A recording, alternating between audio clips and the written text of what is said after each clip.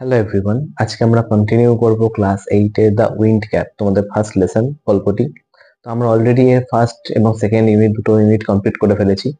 তো সেকেন্ড ইউনিটে যদি আমরা শেষটুকু দেখি, যে সেখানে দেখা যাচ্ছিল কি, যে ওই উইন্ড ক্যাপের জন্য জনের কিন্তু খুবই প্রভাব ছিল তার নাবিকদের প্রতি, বা নাবিকরা ওকে খুব প্রাইস পজিশন মনে করতো নিজেদের, এবং তারা নিজের থেকে জনকে কোনোদিন দূরে যেতে দিতে চাইতো না। তো সেই অর্থে বলছে যে জন কিন্তু 1 বছর 1 দিন হয়ে গেছে, জন কিন্তু স্থলভাগে কোনোদিন পা রাখেনি, সে সমুদ্র যাত্রায় পড়ে যাচ্ছে 1 বছর 1 দিন ধরে। তো সেখান থেকে তার মধ্যে একটা খুবই গভীর ইচ্ছে জেগেছে যে সে এবার স্থলভাগে কিছু সময় কাটাবে, সেই অর্থে। তো এখান থেকে আমাদের আবার থার্ড পার্টটা শুরু হচ্ছে। তো বলছে দেখো, oh let me go ashore just for one day, he begged the captain when they had sighted land. তো বলছে দেখো, এবার যেহেতু জন বহুদিন ধরে ল্যান্ড দেখতে পায়নি, যে ল্যান্ডে পদার্পণ করতে পারেনি, তো সেখানে ও কি বলছে যে oh let me go ashore just for one day, অর্থাৎ সে কি বলছে, আমাকে যেতে দেওয়া হোক, আমাকে যেতে দাও একদিনের জন্য হলেও, পাড়ের অঞ্চল অর্থাৎ সমুদ্রের পাড়ে আমাকে একদিনের জন্য হলেও আমাকে অবতরণ করতে দাও। He begged the captain when they had sighted land. তো বলছি দেখো, সাইটেড বলতে কিন্তু এখানে বলবো যে দৃশ্যমান হওয়া। সাইটেড বলতে এখানে দৃশ্যমান, বা আমরা সোজা ভাষায় বলতে পারি যে দেখতে পাওয়া।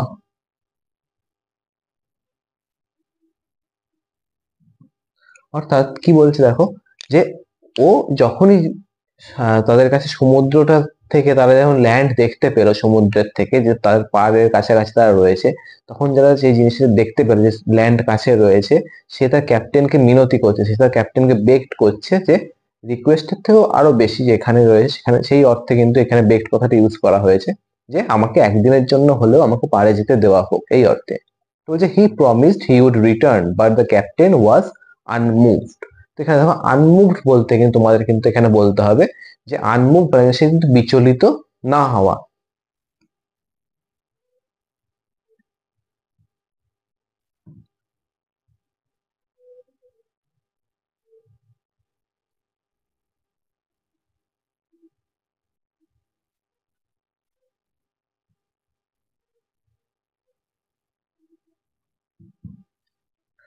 অর্থাৎ হি প্রমিসড, সে কিন্তু তার নাবিক যিনি ছিলেন তাকে কিন্তু প্রমিসও করেছে যে হি উড রিটার্ন, সে তাড়াতাড়ি খুব ফিরে আসবে, but the captain was unmoved, কিন্তু যে ক্যাপ্টেন যে নাবিক ছিল সে কিন্তু তার কথায় কোনো রকম কর্ণপাত করেনি, তার কথায় কিন্তু বিচলিত হয়নি। However, John could not stop dreaming on the land. যাই হোক, জন কিন্তু তাও তার ল্যান্ড সম্পর্কে যে স্বপ্নগুলো রয়েছে, ল্যান্ড এসে পা রাখবে, ল্যান্ড এসে যাবে, স্থলভাগে এসে পদার্পণ করবে, এই স্বপ্নগুলো থেকে কিন্তু সে তাকে নিজেকে আটকে রাখতে পারছিল না। বলছে ওয়ান কোয়াইট আফটারনুন হি লে fast asleep and fail to dreaming again. তো বলছে দেখ, ওয়ান কোয়াইট বলতে কিন্তু এখানে কোয়াইট কথার অর্থ কিন্তু শান্ত। অর্থাৎ একটা শান্ত বিকেল বেলায় জন কিন্তু খুব তাড়াতাড়ি ঘুমিয়ে পড়েছিল সেই দিন, এবং ফেল টু ড্রিমিং, অর্থাৎ সে ঘুমিয়ে কিন্তু স্বপ্ন দেখা শুরু করেছিল। বলছে unknown to him the ship stood offshore from his old farm. এখানে দেখো, অ্যাশোর বলতে কিন্তু আমরা বুঝি কি, যে সমুদ্রের পাড়, মানে অফশোর বলতে কিন্তু বলতে পারি আমরা যে সমুদ্রের পাড় থেকে কিছুটা দূরে। অর্থাৎ এখানে কি বলছে, আননোন টু হিম, অর্থাৎ জনের ক্ষেত্রে মানে জনের কাছে অজানা বিষয় ছিল এটা, যে দ্য শিপ ওয়াজ স্টুড, শিপটা দাঁড়িয়ে ছিল কিন্তু offshore from his old farm, অর্থাৎ তার যে ফার্ম রয়েছে, তার যে খামার রয়েছে, তার বাড়ির পাশে যে খামারে সে কাজ করতো, সেই খামারের থেকে কিছুটা দূরে, কিন্তু সমুদ্রের পাড়ের থেকে কিছুটা দূরে কিন্তু অফশোর জায়গাটায় সেই শিপটা তখন দাঁড়িয়ে ছিল। In John's dream the seasons turned rapidly. Rapidly কথার অর্থ কিন্তু দ্রুতভাবে।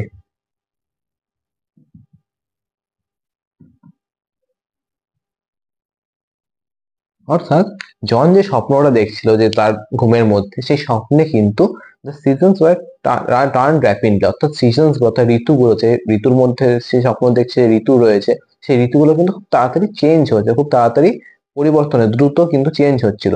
এবং অ্যাজ ইচ টার্ন, এবং প্রতিটা ঋতু যখন টার্ন করছে, অর্থাৎ প্রতিটা ঋতু যখন পরিবর্তন হচ্ছে, so did John in bed. তো বলছে যখন ঋতু পরিবর্তন ঘটছে তার স্বপ্নের মধ্যে, সেই সময় কিন্তু জনও তার বিছানার উপর কিন্তু নিজের অবস্থানটা চেঞ্জ করছে, নিজের শোয়ার যে পজিশনটা রয়েছে সেই অবস্থানটা কিন্তু তার সাথেও চেঞ্জ হচ্ছে তার সাথে সাথে। হচ্ছে consequently the cap on his head twisted round and about, consequently বলে বলতে পারি যে এর ফলাফল স্বরূপ অর্থাৎ ফল স্বরূপ কিন্তু কি হয়েছে, যেহেতু জন এদিক থেকে ওদিক পজিশন চেঞ্জ করছে নিজের বিছানাতে, তার মাথায় যে ক্যাপটা রয়েছে the cap on his head twisted round and about, এই ক্যাপটাও কিন্তু তার সাথে সাথে মাথার সাথে সাথে তার বডির সাথে সাথে কিন্তু সেটাও কিন্তু টুইস্ট হচ্ছে, সেটাও কিন্তু ঘুরে যাচ্ছে। So it called up a squall from the clear sky that hit the ship without a warning. তো বলছে squall, তোমাদের নতুন একটা ওয়ার্ড পেয়েছে squall। squall মানে আমরা বলতে পারি যে ঝোড়ো বাতাস, অর্থাৎ আমরা কি জানতাম যে টুপিটা মশালেই তার থেকে একটা বাতাস সৃষ্টি করা যায়, বাতাস ডেকে আনা যায়। তো সেখানে বলছে দেখো যে ইট কল্ড আপ, যেহেতু জন শুতে শুতে তার পজিশন চেঞ্জ করেছে এবং টুপিটা তার সাথে মুছে গেছে, সেই মুছে যাওয়ার ফলে ইট কল্ড অর্থাৎ এটা ডেকে এনেছে কি একটা স্কোয়াল ফ্রম দ্য ক্লিয়ার, অর্থাৎ এটা পরিষ্কার আকাশ থেকে কিন্তু এটা একটা ঝোড়ো হাওয়াকে ডেকে নিয়ে এসছে, that hit the ship without a warn, যেটা ওই শিপটাকে যে জাহাজে জন বেরিয়েছিল সেই জাহাজকে কিন্তু আঘাত করেছে কোনো রকম সতর্কতা মানে কোনো রকম বিপদ সংকেত না দিয়েই। The ship, sorry, the wind had been whirling about the boat, tearing the sails and snapping the spars. তো বলছে দেখো যে এই যে উইন্ডটা ডেকে এনেছিল ওই টুপির মোচড়ানোর দ্বারা, সেই উইন্ডটা কি করছে whirling about the boat, whirling মানে বলতে পারি আমরা যে সেই ওটা কিন্তু রাউন্ড করে গোল রাউন্ড করে, যেমন টাইফুন তোমরা দেখেছো, যেমন কোনো ঝড় টাইফুন এই ধরনের জিনিসগুলো যেগুলো সাইক্লোন যেগুলো ঘুরতে ঘুরতে পাক খেতে খেতে উপরের দিকে উঠে যায়, সেই রকম একটা whirling about the boat কথার অর্থ কিন্তু যে ওই বোটটাকে ঘিরে সে উইন্ডটা কিন্তু পাক খাচ্ছিল। টিয়ারিং দ্য সেলস, এবং তার সাথে কি করছে যে সেলস রয়েছে, সেলস কথার অর্থ কিন্তু আমরা বলতে পারি যে পাল।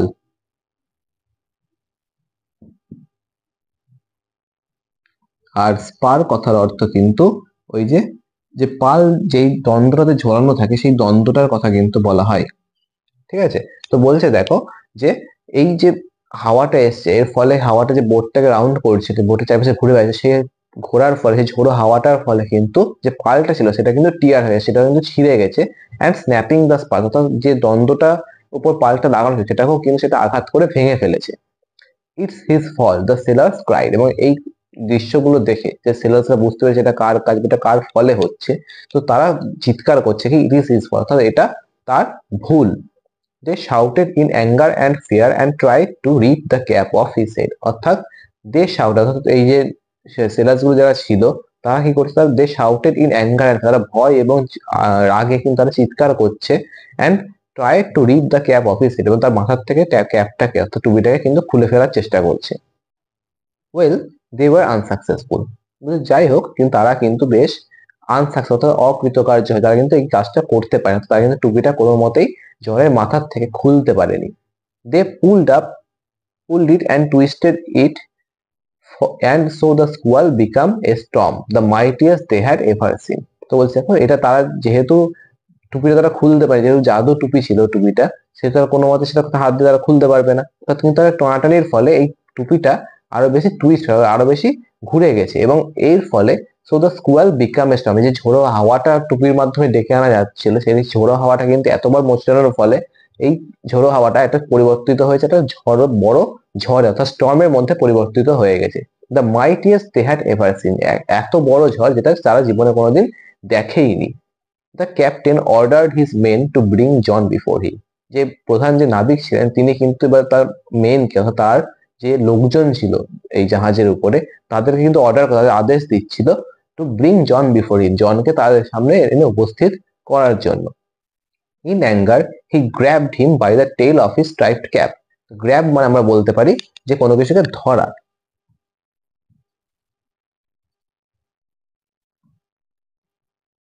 সে রাগের মাথায় জনের যে টুপিটা ছিল সেই টুপিটা টেল বলতে কিন্তু আমরা বলতে হবে যে টুপির যে শেষের দিকের অংশটা মাথার পিছন দিকে যে শেষের দিকে অংশটা রয়েছে সেই অংশটা কিন্তু সে ধরেছিল, সে খুব খামচে ধরে নিয়েছে যে টুপিটার শেষের দিকের অংশটা।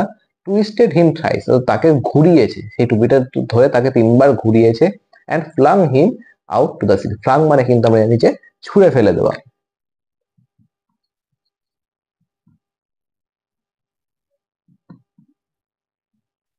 এবং জনকে সেই টুপি ধরে 3 বার ঘুরিয়ে তাকে কিন্তু সমুদ্রের মধ্যে ছুঁড়ে ফেলে দিয়েছে। But the winds called up by the cap spun the ship 3 times around। এবং যেহেতু ওই টুপিটাকে সে 3 বার ঘুরিয়েছে জন সমেত, সেহেতু তার 3 বার ঘোরানোর ফলে কি আরো বেশি হাওয়া ডেকে এনেছে সেই টুপিটার মাধ্যমে। বলছে সেই উইন্ড যেটা এনেছিল এই টুপিটা ঘোরানোর ফলে সেটাও কিন্তু spun the ship 3 times around। এই 3 বার ওই শিপটাকেও কিন্তু হাওয়ার দ্বারা ঘুরিয়ে ফেলেছে শিপটাকে। তো বলছে as John went under the waves, waves মানে আমরা জানি সমুদ্রের ঢেউকে ওয়েভস বলা হয়। তো বলছে জন যেভাবে এই ঢেউয়ের নিচে চলে গিয়েছিল, জনকে যখন ছুড়ে ফেলা হলো সমুদ্রের মধ্যে, সে কিন্তু কি ঢেউয়ের সাথে আরো নিচে চলে গেছে। ঢেউয়ের নিচে যখন চলে গেছিল, the cap came of his head, অর্থাৎ তার ক্যাপটা কিন্তু মাথার থেকে অটোমেটিকলি জলের দ্বারা কিন্তু খুলে গেছে। পরি কি বলেছিল, পরিমাণবটি বলেছিল যে তার কোনো মানুষের হাত খুলতে হবে না, এবং সেইভাবেই হাত দিয়ে কিন্তু সেলাসিয়া সেই ক্যাপটি খুলতে পারেনি, কিন্তু যেহেতু জলে পড়ে গেছিল জলের স্রোতের সাথে কিন্তু সেই ক্যাপটি অটোমেটিক্যালি তার মাথার থেকে খুলে যায়। তো বলছে soon the storm stopped and John swam ashore. তো বলছে এই যেহেতু তার মাথায় টুপিটা খুলে গেছে, অর্থাৎ তার যে কাজটা ছিল যে হাওয়াটা ডেকে আনা, সেটা কিন্তু তখন থেমে গেছে। বলছে সুন দ্য স্টর্ম স্টপ, অর্থাৎ যে ঝড়টা চলছিল সেটা কিন্তু এবার তখন থেমে গেছে। অ্যান্ড জন সোয়াম অ্যাশোর, এবং জন সাঁতার কেটে কিন্তু পাড়ের কাছাকাছি চলে আসতে পেরেছে। দ্য ক্যাপ ফলোড হিম, অর্থাৎ এই ক্যাপটাও কিন্তু সমুদ্রের ঢেউয়ের সাথে জনকে ফলো করে যেত, অর্থাৎ জনকে অনুসরণ করে সেটাও কিন্তু পাড়ের দিকে চলে এসেছিল। যে when he got to the land John picked up the cap and ran home to his mother and farm। যখন সে এই স্থলভাগে পৌঁছালো, জন ওই ক্যাপটা তুলে নিল, ওই টুপিটা তুলে নিল, and ran home to his mother and farm, এবং তার মা এবং তার খামারের দিকে এসে দৌড় দিল। বলছে again in winter when the snow lay heavy on fields he began to dream of the sea। যখন আবার শীতকাল আসলো, আবার যখন শীতকাল আসে যখন খুব মোটা করে অর্থাৎ পুরু হিসেবে স্নো অর্থাৎ বরফ কিন্তু মাটিকে ঢেকে ফেলেছিল, সেই সময় কিন্তু জন আবার স্বপ্ন দেখা শুরু করলো সমুদ্র যাত্রা সম্পর্কে। John went to the wardrobe. Wardrobe কথার অর্থ হচ্ছে কিন্তু আলমারি।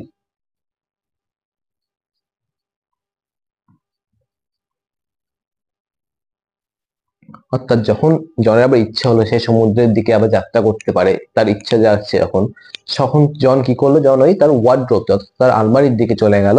Got out the fairy cap, সেখান থেকে তার ফেয়ারি ক্যাপটা, জাদুর যে টুপিটা ছিল, টুপিটা যে ফেয়ারিম্যানটা দিয়েছিল সেই টুপিটা সে বের করলো।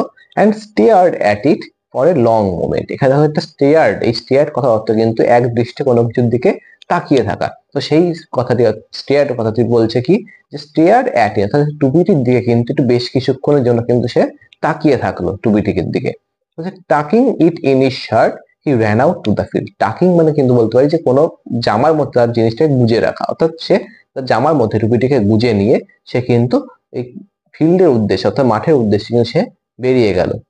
হি placed the wind cap under a stone where he knew the ferryman would find it. এবং সে সেখানে গিয়ে অর্থাৎ মাঠে গিয়ে কিন্তু সে ওই জাদুর টুপিটাকে রেখে দিল। প্লেস করা কিন্তু অর্থাৎ এখানে বলা হচ্ছে যে রেখে দেওয়ার কথা বলা হচ্ছে। সে রেখে দিল ওই জাদুর টুপিটা, হাওয়ার টুপিটাকে আন্ডার এ স্টোন, একটা পাথরের নিচে, যেখানে সে জানতো যে এই ফেয়ারিম্যানটা পরিমাণবটি সেই টুপিটিকে খুঁজে পেতে পারবে।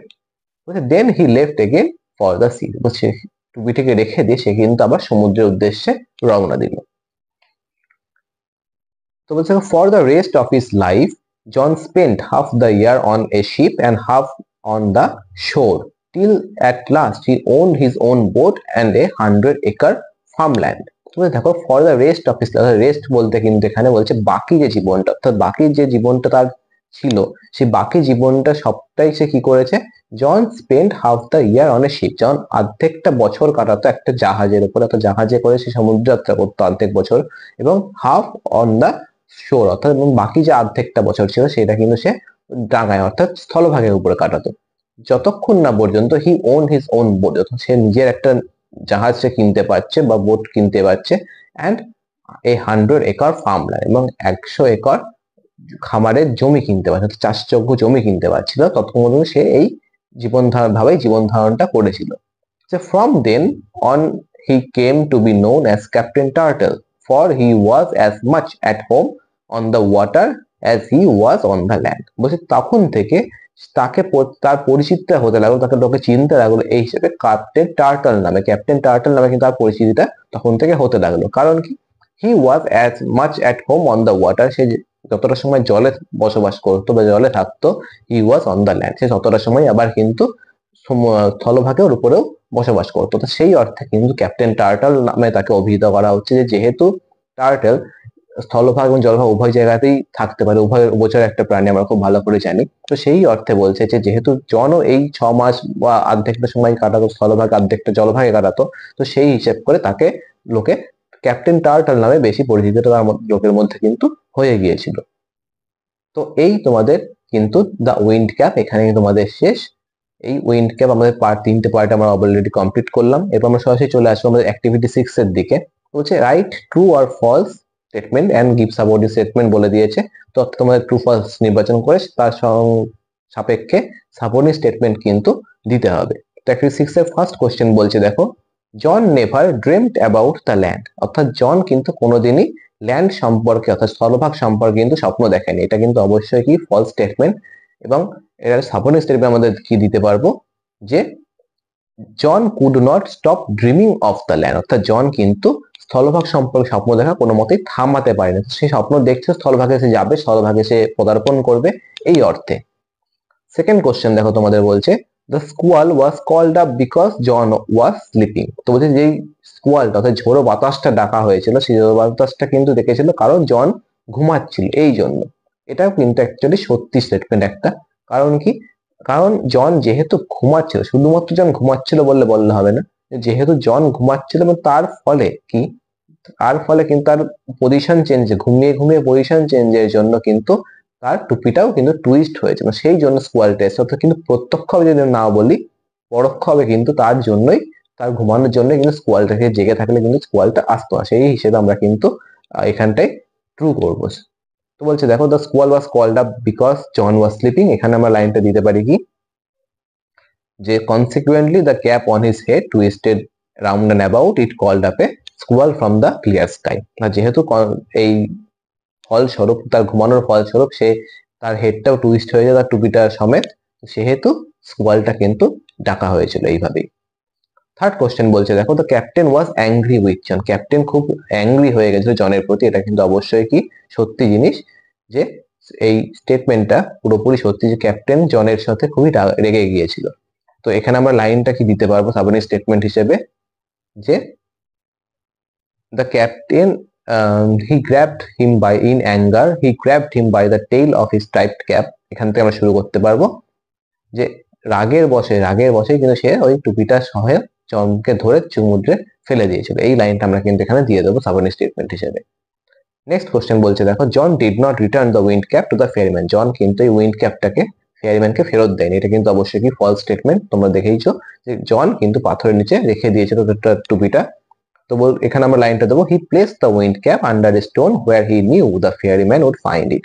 সেই টুপিটাকে পাথরের তলায় রেখে দিয়েছিল যেখানে সে জানতো ওই ফেয়ারিম্যান টুপিটাকে কিন্তু খুঁজে পাবে আবার। তো এরপর আমরা চলে আসবো সরাসরি অ্যাক্টিভিটি 7 এর দিকে। 7 এ বলছে দেখো ফার্স্ট কোশ্চেন, এখানে কোশ্চেন অ্যান্সার দেওয়া রয়েছে তোমাদের কিছু। ফার্স্ট কোশ্চেন বলছে why did the sailors try to rip off the cap from John's head, যে কেন ওই সেলাররা নাবিকেরা জনের মাথার থেকে টুপিটাকে ছিঁড়ে ফেলতে, ওর মধ্যে তুলে ফেলতে চাইছিল, ওর মধ্যে ছিঁড়েও তুলে ফেলতে চাইছিল। তো আমরা এখানে বলতে হবে কি, যে দ্য সেলার্স, যেহেতু পাস্ট টেন্সে কোশ্চেন, আমাদের পাস্ট টেন্সে অ্যান্সারটা দিতে হবে, যে the sailors tried to rip off the cap from John's head because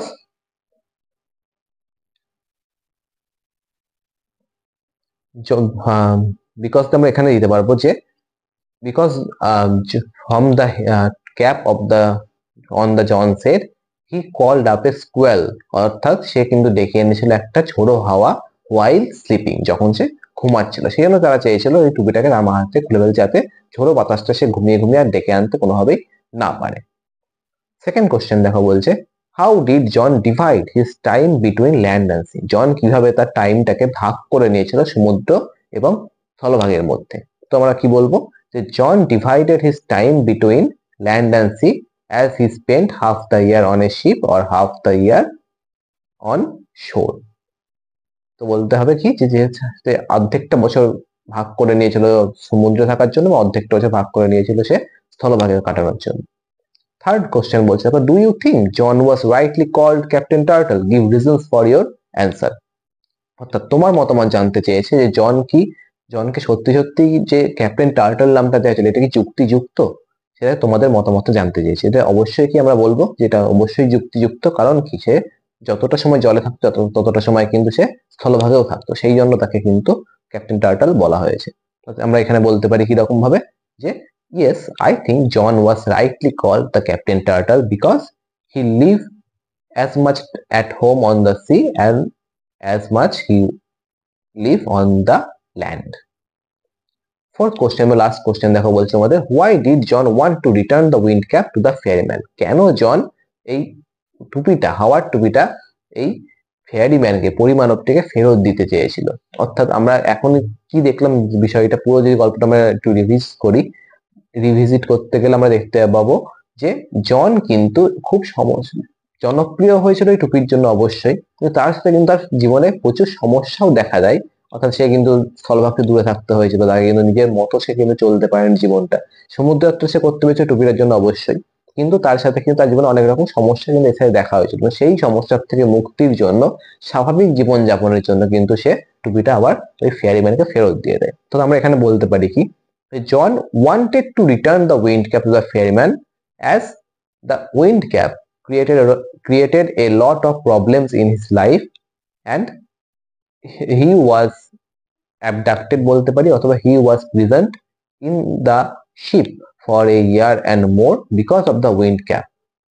অর্থাৎ সেই কিন্তু এই সমস্যার মধ্যে পড়েছিল উইন্ড ক্যাপের জন্য অনেক কিছু, এবং সে কিন্তু এই জলপথ সমুদ্রে এই শিপের উপরে কিন্তু বন্দী হয়েছিল অনেক সময় এই উইন্ড ক্যাপের জন্য।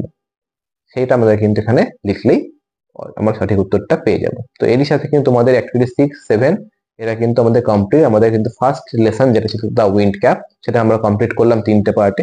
তোমাদের অবশ্যই কেমন লাগলো এই চ্যাপ্টারটা আমাকে অবশ্যই জানিও। যদি কোনো ডাউট থাকে আমাকে কমেন্টে জিজ্ঞেস করতে পারো, নাহলে আবার নেক্সট লেসন নিয়ে নেক্সট ভিডিওতে দেখা হচ্ছে।